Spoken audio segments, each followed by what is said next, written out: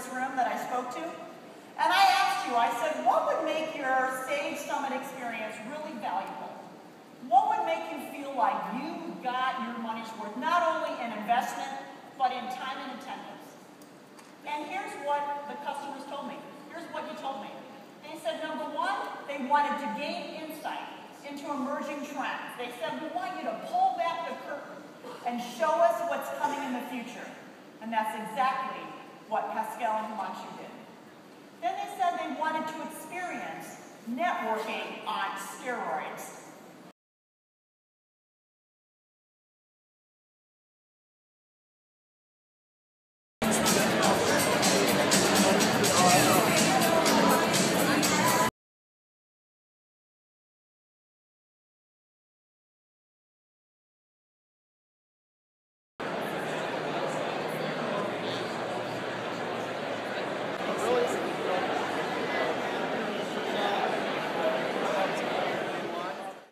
The challenge in the meetings industry now is looking at how you deliver networking value, because the reality is most of our attendees can get their education online.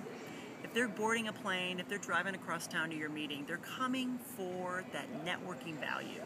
And the challenge we have in the meetings industry is how do we deliver that? How do we connect attendees before, during, and after the meeting? It's no longer just the couple of days of the meeting, but it's about building those connections, giving the attendees a chance to really do that best practice sharing, kind of what I call that tacit knowledge, that know-how knowledge that doesn't seem to translate in writing. You don't get it on websites, you don't necessarily see it on social media. It's the experiential, it comes with emotion, it comes with experience. It's when you get two people standing together and they have this thing that happens and they go, oh my God, I've had that same experience, and you know, here's what I do, and oh my God, really, I know somebody you need to talk to.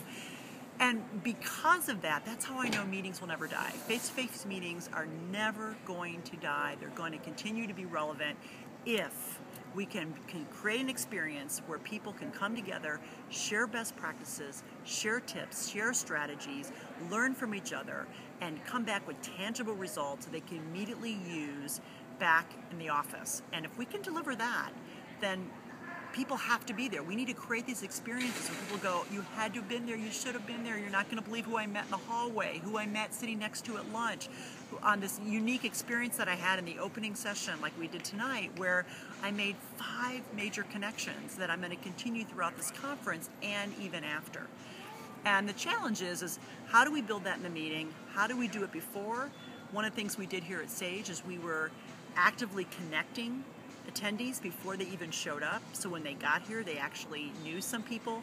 They already had some planning. They already thought about their goals for the meeting.